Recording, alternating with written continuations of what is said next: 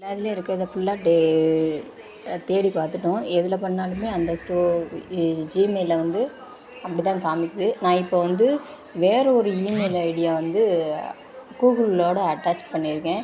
ஆனாலும் என்னோடய இது வந்து ஃப்ரீயாக இது காமிக்கல, டேட்டா வந்து ஸ்டோரேஜ் காமிக்கல.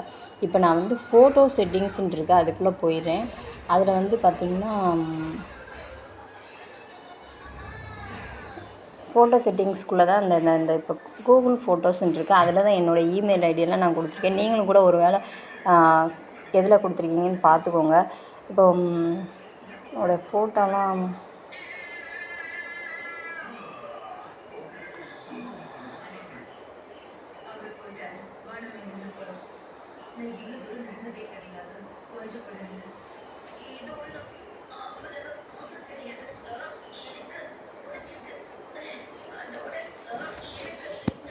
கொடுத்திங்கன்னா உடனே அழிஞ்சிரும். நம்ம எரேஸ் பண்ணால் உடனே அழிஞ்சிரும்.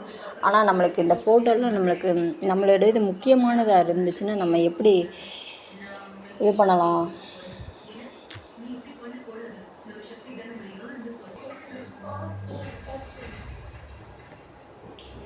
இந்த மாதிரி வந்திருக்கோம். இதில் போய் நீங்கள் மேனேஜ் ஸ்டோரேஜ்ன்னு இருக்குது, அதுக்குள்ளே போய்க்கோங்க.